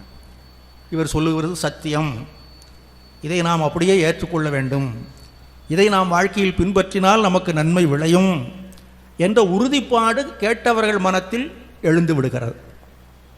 இதற்கு நேர்மாறாக இன்னொரு உதாரணம் என்னென்னா, இன்னொரு மனிதர் இருக்கிறார், அவர் நிறைய படித்திருக்கிறார், படித்தது மட்டுமல்ல நல்ல பேச்சாற்றல் வாய்ந்தவராக இருக்கிறார், அற்புதமாக பேசக்கூடிய சொல் வன்மை படைத்தவராக இருக்கின்றார். அவர் பேசுவதை கேட்கும்போதே ரொம்ப ஆஹா என்னமா பேசுகிறாரியா என்று சொல்லக்கூடிய அளவிற்கு அந்த வன்மை அவருக்கு இருக்கிறது. அவர் பேசுகிறார், நிறைய பேசுகிறார், 1 மணி நேரம் அவர் பேசுகிறார். எல்லோரும் கேட்டுக்கொண்டு இருக்கிறார்கள். கேட்கும்போது ரொம்ப நல்லா தான் இருக்குதுன்னு தோணுது. கை தட்டுறாங்க அப்படின்னு அவர் சொல்லலை அப்படின்னு நம்ம வச்சுக்கலாம், அது கேட்டுட்டு நல்லா கை தட்டிட்டாங்க அப்படின்னு கூட வைத்துக்கொள்ளலாம். இதெல்லாம் கேட்டுட்டு ரொம்ப அற்புதமாக பேசினார், அப்படி பண்ணார் இப்படி பண்ணாருன்னு சொல்லிட்டு எல்லாம் போகிறாங்க. ஒரு 2 நாள் கழித்து சொல்லுவாங்க, அந்த முந்தா நாள் அவர் பேசினார், ரொம்ப அற்புதமாக பேசினார் யான்னு. சரி, அவர் என்ன தான் பேசினார், 2 கருத்துக்களை சொன்னார். அது என்னமோ சொன்னார்யா, அது நல்லா தான் இருந்தது, ஆனால் சொல்லு என்னன்னு அதானே மறந்து போச்சுமா. அதைத்தான் சுவாமிஜி சொல்கிறார், அதெல்லாம் உண்மைதான், நல்ல பேச்சாற்றல் வாய்ந்தவர், கேட்க கேட்க ஆனந்தமாக இருக்கிற மாதிரி பேசுகிறார், நிறைய படித்திருக்கிறார், நிறைய தெரிந்து வைத்திருக்கிறார், எல்லாம் உண்மைதான். ஆனால் கேட்பவர்கள் மனத்தில் எந்த விதமான தாக்கத்தையும் அது உண்டாக்கவில்லை. காரணம் என்ன? இன்னொருத்தருங்க அவர் தான் முதல்ல நம்ம சொன்ன மாதிரி, அவருக்கு படிப்பே கிடையாது, நல்ல மொழிகளை கையாளக்கூடிய ஆற்றலும் அவ்வளவா இல்லை, சில சமயத்தில் சில வார்த்தைகளை தப்பாக வேற சொல்கிறாரு. இப்படியெல்லாம் இருந்தாலும் அவர் சொல்லுவது சத்தியம், அதை நாம் ஏற்றுக்கொண்டுதான் ஆக வேண்டும் என்ற உறுதிப்பாடு கேட்பவர்கள் மனத்தில் ஏற்பட்டு விடுகிறது. இதற்கு என்ன காரணம்? ஏன் இது இப்படி நடக்கிறது, ஏன் அது அப்படி நடக்கிறது என்றால், இவருடைய மனம் அவ்வளவு ஆற்றல் வாய்ந்தது. இது படிக்காத மனிதராக இருந்தாலும், நாவன்மை இல்லாதவராக இருந்தாலும், ரொம்ப எளிமையான மனிதராக இருந்தாலும், அவருடைய மனம் என்பது இறைவன் கோயில் கொள்ளுகின்ற மனமாக இருக்கிறது. அப்போ அந்த மனம் என்பது மற்றவர்களை வசப்படுத்தக்கூடிய, அதுதான் ஆளுமை அப்படின்னு சொல்கிறாங்க. அந்த ஆளுமை அவரிடத்தில் இருந்தது. இந்த மனிதர் என்ன பண்ணுகிறாரு, நிறைய படிக்கிறாரு, மனப்பாடம் பண்ணுறாரு, ஒப்பிக்கிறாரு, அதை பண்ணுறாரு, இது பண்ணுறாரு, எல்லாம் கைதட்டல் வாங்குறாரு, அதோடு அது முடிந்து விடுகிறது. அந்த ஆளுமை இவரிடத்தில் இல்லை. அப்போ அடிப்படை எது என்றால், நாம் எவ்வளவு படித்திருக்கிறோம், எவ்வளவு தெரிந்து வைத்திருக்கிறோம், அதை எப்படியெல்லாம் சொல்லக்கூடிய ஆற்றல் படைத்தவர்களாக இருக்கிறோம் என்பதையெல்லாம் விட நம்முடைய மனத்தின் ஆற்றல் எத்தகையது என்பதை பொறுத்துத்தான் நாம் சொல்லுவதை மற்றவர்கள் கேட்பதும் கேட்காததும் அமைகிறது. இப்போ இந்த இடத்துல இன்னொரு நிகழ்ச்சி நமக்கு ஞாபகத்துக்கு வருது. இதெல்லாம் நம்ம இப்போ சொல்கிறது சுவாமிஜி சொன்னது. இது கேட்கும்போது நமக்கு இன்னும் ஒன்று ஞாபகம் வருது. சுவாமி பிரம்மானந்தர் ஒரு சமயம் ஒரு மடத்துக்கு போயிருந்தார். அவர் ஒரு ஊராக யாத்திரை போகும்போது வந்திருந்தார். அப்போது அவர் ஒரு அறையில் தங்கியிருந்தார். அதுக்கு முன்பக்கத்தில் அவரை பார்ப்பதற்கு சில பேர்லாம் வந்திருந்தாங்க. அவர் தரிசனம் பண்ணணும்னு வெளியில் உட்கார்ந்துருந்தாங்க. அப்போ அங்கே அவர்களுக்குள்ள உரையாடல் நடந்து அந்த மடத்தில் இருந்த ஒரு சுவாமியும் அவர்களோடு பேசி கொண்டிருந்தார். அப்போ கடவுள் இல்லை அப்படின்னு சில பேர் வாதம் பண்ணாங்க. அங்கே கடவுள்னு இருந்தவங்கெல்லாம் பேசிக்கிட்டு இருக்கிறாங்க, கடவுள் எங்கே இருக்கிறாருங்க மாதிரி சில பேர். இன்னும் சில பேர் அதெல்லாம் கிடையாது, கடவுள் இருக்கிறாருன்னு பேசுனாங்க. அப்படி ஒருத்தருக்கு ஒருத்தர் வாதம். கடவுள் இருக்கிறார் என்று சிலர், இல்லை என்று சிலர் வாத பிரதிவாதங்கள் பண்ணி கொண்டிருந்தார்கள். அதுக்கு முடிவே இல்லாமல் ரொம்ப இரைச்சல் மாதிரி ஆயிட்டுது. அப்போ அந்த கதவை திறந்துக்கிட்டு சுவாமி வந்தார் வெளியே. வந்த உடனே என்னாரு, அதான் இந்த கடவுளை பற்றி, கடவுள் இருக்கிறாரா இல்லையான்னு தான் பேசிக்கிட்டணும். காட் எக்ஸிஸ்ட்ஸ் அப்படின்னார். அவ்வளோதான், வாதமெல்லாம் பண்ணலை. இன்னென்ன காரணத்தினால கடவுள் இருக்கிறார் அப்படின்ட்டு சொற்பொழிவெல்லாம் பண்ணலை அவர். ரெண்டே வார்த்தை தான், கடவுள் இருக்கிறார்.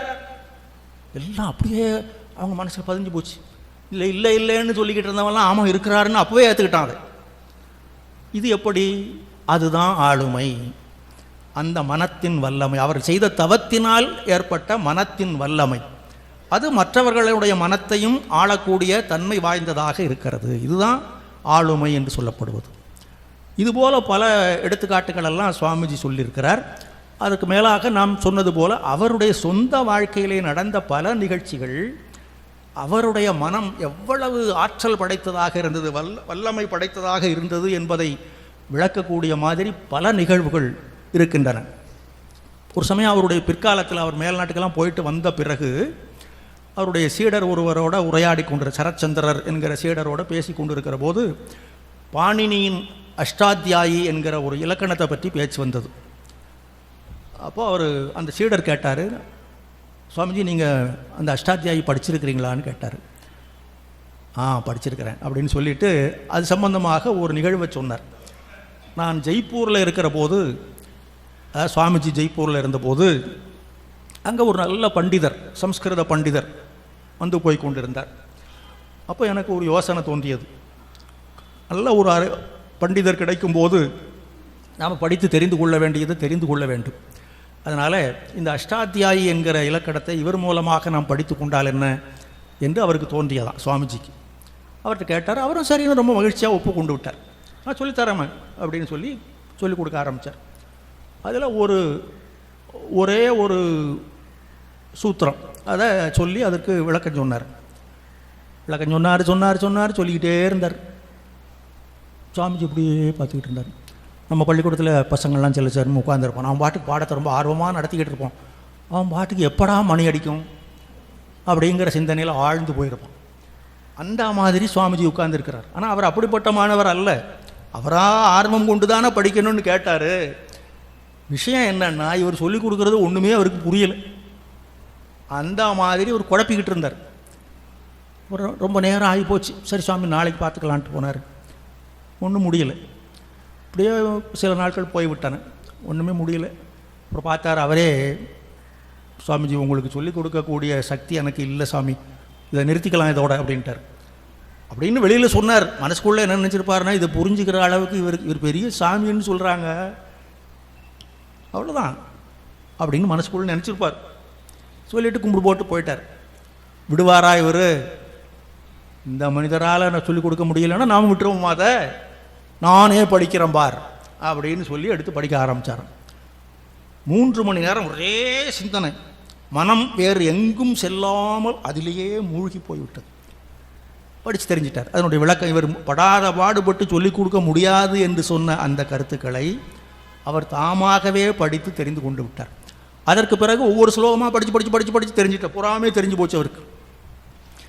இந்த நிகழ்ச்சியை அந்த சீடரிடத்தில் சுவாமிஜி சொன்னார். இப்படி நான் படித்தேன் அதை அப்படின்னு சொன்னார். அந்த சீடருக்கு இவரை பற்றி ஏற்கனவே தெரியும், இவர் எவ்வளோ மகத்தானவர் என்பது அவருக்கு தெரியும். அது கூட ஒரு வாய்ப்பு இப்போ கிடைச்சிது. அப்போ சொன்னார், சுவாமிஜி உங்கள் வாழ்க்கையில் எல்லாமே அற்புதமாக இருக்குது அப்படின்னார். அற்புதம்னே ஒன்று கிடையாதுறான்ட்டார் அவர். இவர் உங்களுடைய வாழ்க்கையில் ஒவ்வொரு நிகழ்ச்சியும் அற்புதமான நிகழ்ச்சின்னு சொன்னார். அவர் என்ன சொன்னார்னா, அற்புதம் என்பதே கிடையாதுன்ட்டார். எல்லாம் மன ஒருமைப்பாடு என்ற ஒன்று ஒருவருக்கு அமைந்து விடுமையானால் எதையும் சாதிக்க முடியும். இதில் அற்புதமெல்லாம் ஒன்றுமே கிடையாதுன்னு சொன்னார். அப்போ எந்த அளவிற்கு சுவாமிஜி தம்முடைய மனத்தை முழுமையாக வசப்படுத்தி வைத்திருந்தார் என்பதற்கு இதுபோல் நிறைய நிகழ்ச்சிகள் இருக்கின்றன. இன்னும் ஒரு நிகழ்ச்சி, இன்னும் அதுக்கப்புறம் பின்னால் நடந்த ஒரு நிகழ்ச்சி. இதே சீடரோடு அவர் பேசி கொண்டு வந்தார். ஒரு நாள் மாடியிலிருந்து பேசிக்கொண்டே கீழே இறங்கி வந்தார். அப்போ பிரம்மத்தை பற்றி பேச்சு. பிரம்மம் என்றால் பரம்பொருள், கடவுள். அந்த பிரம்மா விஷ்ணு சிவன் சொல்ல அந்த பிரம்மா இல்லை.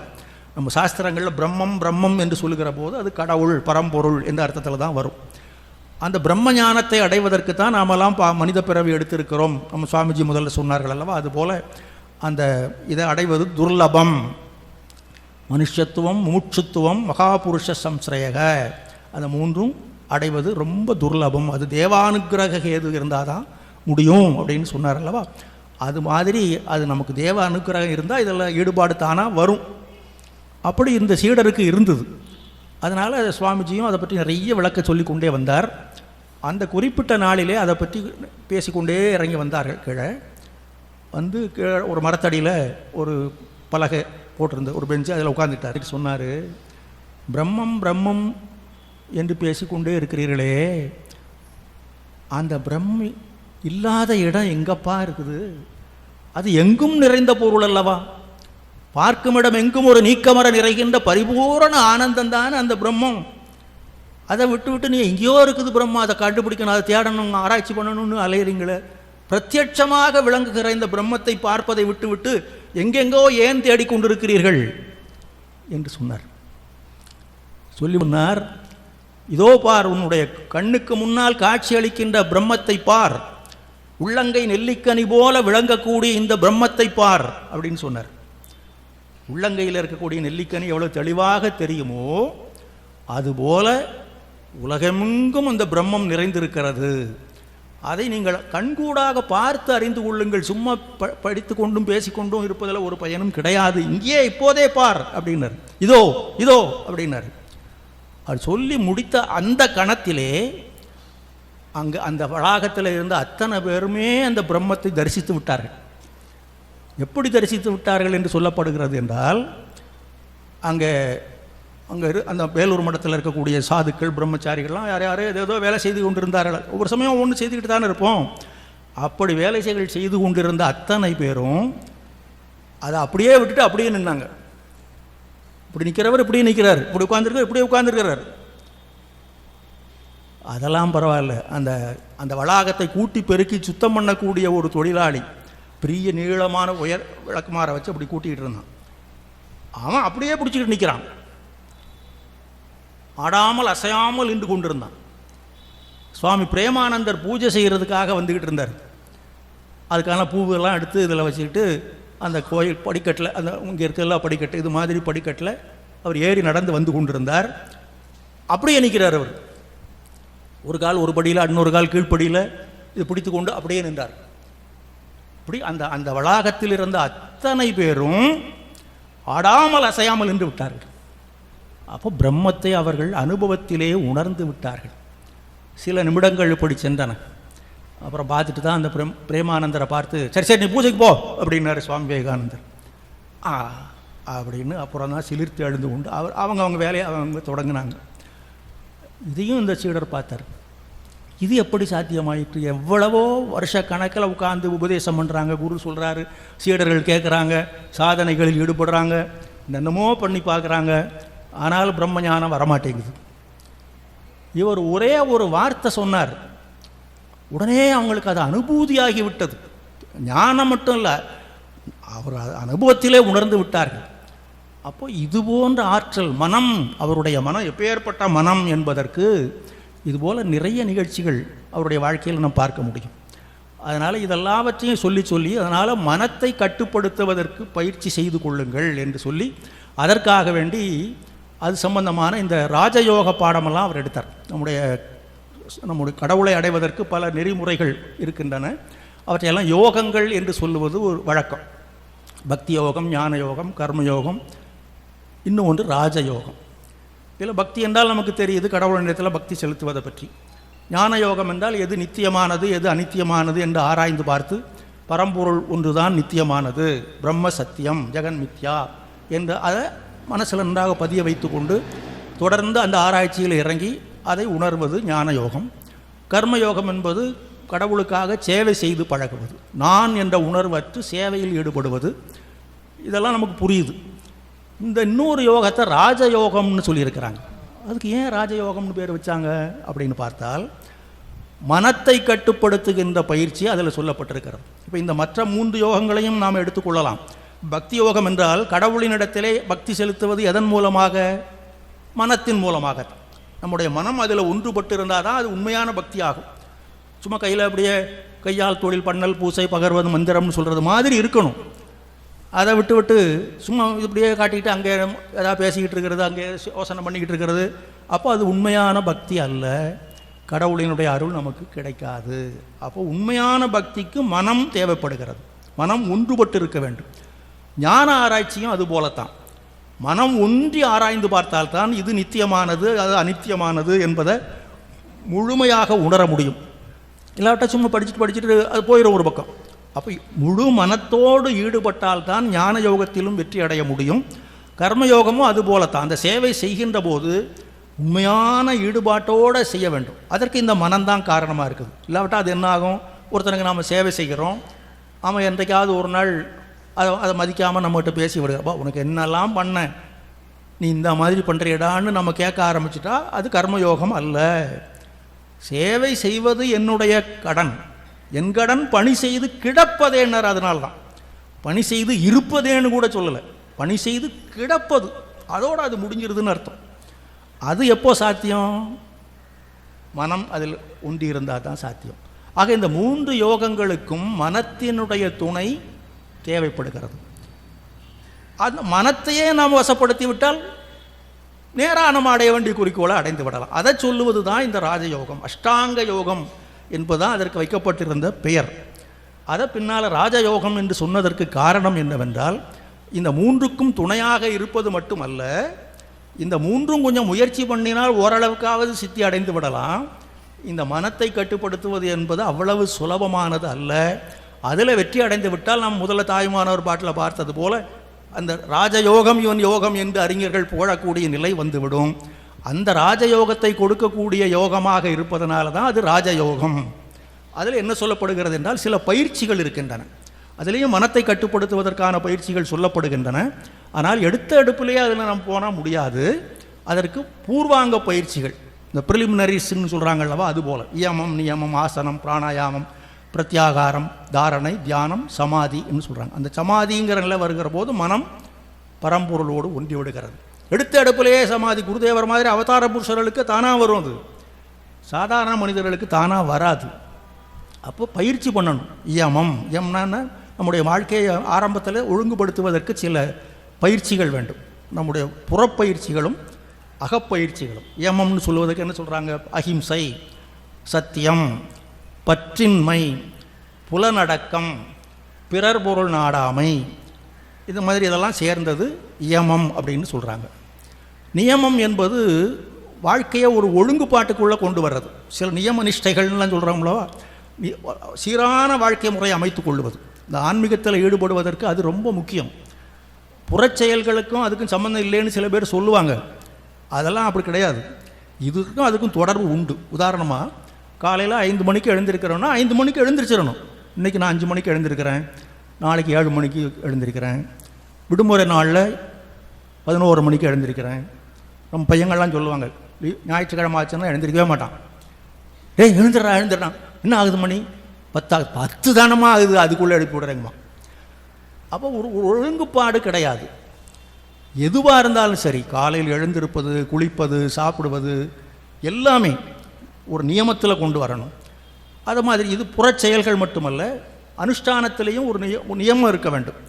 இந்த மாதிரி இதற்கும் சில அந்த நம்ம முதல்ல அஹிம்சை சத்தியம்னு சொன்ன மாதிரி இதுக்கு சில இலக்கணமெல்லாம் சொல்லியிருக்கிறாங்க. அது ஒரு பக்கம் இருந்தாலும் முக்கியமாக என்னவென்றால் வாழ்க்கையை ஒழுங்குபாட்டுக்குள்ளே கொண்டு வருவது.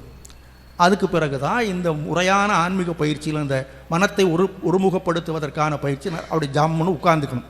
அதுதான் ஆசனம் அப்படின்னு சொல்கிறாங்க. யமம் நியமம் ஆசனம். ஆசனம் என்று சொல்வது என்னென்னா ஸ்திரம் சுகம் ஆசனம். சாதாரணமாக நம்ம எல்லாருக்குமே ஒரு அனுபவம் ஏற்படும். நம்ம இங்கே வந்து உட்காந்துருக்கிறோம், சுவாமிஜி பேசி கொண்டிருந்தார்கள், நம்ம இருக்கிறோம், ஒரு கொஞ்சம் நேரம் ஆன உடனே அப்படி இப்படி இருக்கிற இப்படி திரும்புகிறோம்.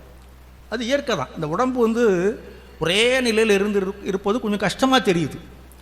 அது அதனுடைய இயல்பு, அது தப்புன்னு சொல்ல முடியாது. ஆனால் அதை நாம் வசப்படுத்த வேண்டும். மனத்தை வசப்படுத்துவதற்கு முன்னால் உடம்பை வசப்படுத்துவது. அந்த ஆசனத்தில் அப்படியே உட்கார்ந்து பழகுவது. முதல்ல ஒரு 10 நிமிடம் இருக்கலாம், அப்புறம் 1/4 மணி நேரம், 1/2 மணி நேரம், 1 மணி நேரம் ஆடாமல் அசையாமல் அப்படியே உட்கார்ந்து பழகுவது. அது ஆசனம். இந்த பயிற்சி வந்து விட்டாலே தானாக வந்துடும். அதுக்கு முக்கியமான பயிற்சி எது என்றால் பிராணாயாமம், மூச்சை கட்டுப்படுத்துகின்ற பயிற்சி. அதுக்கு தான் பிராணன்னு வச்சுருக்கிறாங்க. மூச்சுக்கு தான் பிராணன். இதில் மனத்தை கட்டுப்படுத்துவதில் ரொம்ப முக்கியமானது எது என்றால் இந்த பிராணாயாமம் என்று சொல்லப்படுகிறது. நான் பாரதியாருடைய பாட்டில் பார்க்குறேன், குள்ளச்சாமின்னு சொல்கிறோம். அந்த குள்ளச்சாமியிட்ட ஒரு தடவை உபதேசம் பண்ண சொல்லி கேட்டாராம். அவர் முதல்ல அப்படி இப்படின்னு தட்டு மாதிரி ஓடி போய்கிட்டு இருந்தார். அப்புறம் டாமு போன உடனே நின்னாராம். அப்புறம் நின்ன இடத்துல பார்த்தா ஒரு இடிந்து போன பாழடைந்த வீடு இருந்தது. அதில் ஒரே சுவர் மட்டும் நல்லா அப்படி நின்றுட்டு, இதெல்லாம் அப்படியே இடிபாடுகளாக இருந்தன. இந்த ஒரு சுவர் மட்டும் உறுதியாக நின்றுது. பக்கத்தில் ஒரு கிணறு இருந்தது. அவர் கூப்பிட்டு உபதேசம் பண்ணுங்கன்னு கேட்டவுடனே அவர் கூப்பிட்டு மேலே கதிரவன் நல்லா பிரகாசித்து கொண்டு இருந்தான். அதை காட்டினாராம். அந்த கிணத்தை காட்டினாராம். அந்த சுவரை, குட்டி சுவர் மாதிரி நிற்கிது, அந்த சுவரை காட்டினாராம். இதான் அப்பா உபதேசம்ட்டார். என்னையா உபதேசம் இது சொல்கிறார் பாரதியார். அதில் இருக்குது. என்ன சொல்கிறாருன்னா, வாசியை நீ கும்பகத்தால் வலிய கட்டி மண் போலே சுவர் போலே வாழ்தல் வேண்டும். தேசுடைய பரிதி உரு கிணற்றினுள்ளே தெரிவது போல் நினக்குள்ளே சிவனை காண்பாய். வாசியை நீ கும்பகத்தால், அதான் பிராணாயாமம். மூச்சை இழுப்பது, உள்ள நிறுத்துவது, வெளியே விடுவது, அப்படியே பயின்று நல்லா நிறுத்தக்கூடிய சக்தி வந்துவிட வேண்டும். அதான் கும்பகம். அப்படி வாசியை நீ கும்பகத்தால் வலிய கட்டி மண் போலே சுவர் போலே வாழ்தல் வேண்டும். இந்த வீடே இடிந்து விழுந்து விட்டது, இந்த சுவர் மட்டும் அப்படி நல்லா உறுதியாக நிற்கிது பார்த்தியா, அது மாதிரி நீ நிற்கணும். அப்படி இருந்தால் தேசுடைய பரிதி உரு, மேலே இருக்கக்கூடிய அந்த கதிரவனுடைய உருவம் கிணற்றினுள்ளே தெரிவது போல் நினக்குள்ளே சிவனை காண்பாய். உனக்குள்ளேயே நீ சிவனை கண்டுபிடித்து விடுவாயின்னு சொல்கிறார். அப்போ பிராணாயாமத்திற்கு எவ்வளவு சக்தி இருக்கிறது என்பது. அதை தொடர்ந்து மற்ற பயிற்சிகளெல்லாம் வருகின்றன. பிரத்யாகாரம், தாரணைனா ஒரே பொருளை நிறைத்து பார்ப்பது. தியானம் அதில் முதிர்ந்த நிலை. சமாதி பரம்பொருளோடு ஒன்றுபட்டு விடுகின்ற நிலை. ஆக இந்த மாதிரி பயிற்சிகளின் மூலமாக மனத்தை வசப்படுத்துவது. ஆக ஏதோ ஒரு வகையில் சுவாமிஜி சொன்னது போல மனத்தை வசப்படுத்தி கொண்டு விட்டால், தாய்மானவர் சொன்னது போல் ராஜயோகம், அந்த யோகம், இந்த யோகம்லாம் எப்படி இருந்தாலும், அப்போ சுவாமிஜியை போல் அப்படி அவர் சொன்ன மாத்திரத்தை அத்தனை பேரையும் ஆட்டி படைக்கக்கூடிய ஆற்றல் நமக்கு வேண்டுமா? வேண்டாம். நம்ம வாழ்க்கையை நாம் ஒழுங்குபடுத்திக்கிறதுக்குள்ளே நமக்கு மனசு துணையாக இருந்தால் போதும். அவர்களெல்லாம் உலகை உயிர்ப்பதற்கு வந்ததனால அதெல்லாம் அவர்களுடைய வாழ்க்கையில் நடந்தது. ஆனால் சாதாரணமாக நமக்கெல்லாம் அவ்வளவு தேவை கிடையாது. நம்முடைய வாழ்க்கையில் நாம் நல்லபடியாக இருக்கணும், மகிழ்ச்சியாக இருக்கணும், ஆனந்தமாக இருக்கணும், துன்பம் இல்லாமல் இருக்கணும். இதுக்கு நாம் என்ன செய்ய வேண்டும்? அதுக்கு நம்முடைய மனத்தை நாம் வசப்படுத்துவதற்கு கற்றுக்கொண்டு விட்டால் போதும். அதற்கு சுலபமான ஒரு வழி என்னன்னா, பாரதியார் சொல்கிறார் ஒரு பாட்டில், வையகத்துக்கில்லை மனமே நினக்கு நலம் செய்ய கருதி இவை செப்புவேன். பொய்யில்லை எல்லாம் புறக்கும் இறை நமையும் காக்கும் என்ற சொல்லால் அழியும் துயர். அவர் வையகத்துக்கெல்லாம் நான் உபதேசம் பண்ணணும்னு நினைக்கல, என்னுடைய மனத்துக்கு நானே சொல்லிக் கொள்ளுகிறேன்னு தன்னுடைய மனத்தை பார்த்து சொல்கிறார். நான் சொல்லுகிற இந்த உபதேசம் வையகத்துக்கு இல்லை. மனமே நினக்கு நலம் செய்ய கருதி இவை செப்புகின்றேன். உனக்கு நன்மை செய்வதற்காக சொல்லுகின்றேன். என்ன என்றால், எல்லாம் புறக்கும் இறை நமையும் காக்கும். இந்த உலகத்தையெல்லாம் காப்பாற்றி கொண்டு இருக்கிற அந்த மகா சக்தி இருக்கிறதல்லவா, அதனுடைய விருப்பப்படிதானே எல்லாமே நடைபெறுகின்றன. அது நம்மையும் காக்கும். எல்லாம் புறக்கும் இறை நமையும் காக்கும் என்ற சொல்லால் அழியும் துயர். இந்த ஒரு மனப்பாங்கு வந்து விட்டாலே இந்த துன்பம், துயரம், அது இது எல்லாம் காணாமல் போய்விடும். நம்முடைய வாழ்க்கையில் துன்பம் வருகிறது என்று தானே எல்லாரும் நினைத்து கொண்டு இருக்கிறோம். அதெல்லாம் சரணடைந்து விட்டால் போதும். மனத்தை தேவிக்கு உரிமையாக்கி விட வேண்டும். அப்படி இருந்து விட்டால் போதும், வேற ஒன்றுமே வேண்டான்னு பாரதி சொல்லியிருக்கிறார். இன்னொரு பாட்டில் இதை விளக்குவது போல சொல்லுகிறார். நின்னை சரணடைந்தேன் கண்ணம்மா, நின்னை சரணடைந்தேன் என்று சொல்கிறார். கண்ணன் பாட்டில் அவர் நிறைய பாடியிருக்கிறார் கண்ணனை பற்றி. கண்ணன் என் தோழன், கண்ணன் என் தாய், கண்ணன் என் தந்தை, கண்ணன் என் சீடன், கண்ணன் என் சேவகன், கண்ணன் என் குரு, இப்படி பல கோணங்களில் பாடியிருக்கிறார். அதில் நிறைவான பாட்டு, ரொம்ப ஒரு தனிச்சிறப்பு வாய்ந்த பாட்டுன்னு சொல்லலாம். எப்படின்னா, இந்த கண்ணன் கண்ணன் கண்ணன் சொன்னால் அது கடவுளுக்கு ஆண்பால் பெண்பால்லாம் கிடையாது. இருந்தாலும் கண்ணன் ஒரு ஆண்பால் தெய்வம் அப்படி தான் நம்ம சொல்கிறோம். கண்ணன் வந்தான் போனான் அப்படி தானே சொல்லுவோம். ஆனால் பாரதியாரை பொறுத்தவரையிலையும் அவர் தேவி உபாசகர், சக்திதாசன் பேர் வச்சுக்கிட்டவர், அம்பிகையின் மீது அளவிலாத ஈடுபாடு கொண்டவர். அவர் கண்ணனை பற்றி பாடுறார். அதனால் அவர் அறியாமலே மனசுக்குள்ள இந்த கண்ணனையே தேவியாக பார்த்துட்டா என்னன்னு தோணிட்டு. அவருடைய தெய்வம் தேவி தானே. அதே சமயம் பாடுகிற பாடல்களோ கண்ணனை பற்றி இருக்கின்றன. அதனால் கண்ணனையும் தேவியையும் ஒன்றுபடுத்தி கண்ணம்மா என் குலதெய்வம் அப்படின்னு பாடிட்டார். கண்ணம்மா, கண்ணனையே கண்ணம்மாவாக்கிட்டார். அவர் தான் அம்பிகை. அந்த அம்பிகையை சரணடைந்து விட்டால் ஒரு துன்பமும் கிடையாது. துன்பம் என்பதே இல்லை. நான் துன்பம் வருவதற்கு காரணம் என்ன? நிறைய பொண்ணும் பொருளும் சேர்க்க வேண்டும் என்று அங்கும் இங்கும் அலைந்து தெரிகிறோம். அது முடியாத போது துன்பமாகிறது. முடிந்தாலும் அதை காப்பாற்றிக் கொள்வதற்கு துன்பப்பட வேண்டியிருக்கிறது. இதெல்லாம் இல்லாத ஒரு நிலை, அது தானாக வருது, தானாக கிடைக்குது. அப்படிங்கிற போது துன்பமற்ற நிலை வருகிறது. அதன் பிறகு அவள் அந்த கண்ணம்மா எனக்கு அருள் புரிந்து விட்டால் துன்பமும் கிடையாது, சோர்வும் கிடையாது. அதற்கும் மேலாக சிலதை நாம் நல்லது என்று நினைத்து கொண்டு செய்கிறோம். அப்புறம் பார்த்தா அது நல்லதா இல்லாது போயிடுது. அதில் கெடுதல் வர்ற மாதிரி வந்து விடுகிறது. சில சமயம் கெட்டது என்று விளக்க பார்க்கிறோம். யோசனை பண்ணி பார்த்தா அடடா இதை நாம் அப்போ செய்திருந்தால் நல்லா இருக்குமேன்னு தோணுது. அப்போ எது நல்லது எது கெட்டது என்று அறியாமல் தவிக்கின்ற போது மனம் அலைபாய்கிறது. இப்போ எல்லாவற்றுக்கும் ஒரே தீர்வு என்னென்னா சரணடைந்து விடுவது. அந்த கண்ணம்மாவாகிய என்னுடைய குலதெய்வம் எனக்கு எல்லாவற்றையும் கொடுக்கும் என்று சொல்வது போல அந்த குலதெய்வத்தினிடத்தில் அவர் ஒரு பிரார்த்தனையாக அதை வைத்திருக்கிறார். அது இருந்தாலே போதும், மனம் நம்முடைய வசப்பட்டு விடுவதற்கு அதுவே போதும் என்று சொல்லப்படுகிறது. ஆகவே அந்த பாடலை நாம் பார்த்து நிறைவு செய்வோம். நின்னை சரணடைந்தேன் கண்ணம்மா, நின்னை சரணடைந்தேன், பொன்னை உயர்வை புகழை விரும்பிடும் என்னை கவலைகள் தின்னத்தகாதென்று நின்னை சரணடைந்தேன் கண்ணம்மா, நின்னை சரணடைந்தேன். துன்பம் இனி இல்லை, சோர்வில்லை, தோற்பில்லை, அன்பு நேரியில் அறங்கள் வளர்ந்திட நல்லது தீயது நாம் அறியோம் அன்னை, நல்லவை நாட்டுக தீமையை ஓட்டுக நின்னை சரணடைந்தேன் கண்ணம்மா, நின்னை சரணடைந்தேன், நின்னை சரணடைந்தேன் கண்ணம்மா, நின்னை சரணடைந்தேன், நின்னை சரணடைந்தேன் கண்ணம்மா, நின்னை சரண் அடைந்தேன்.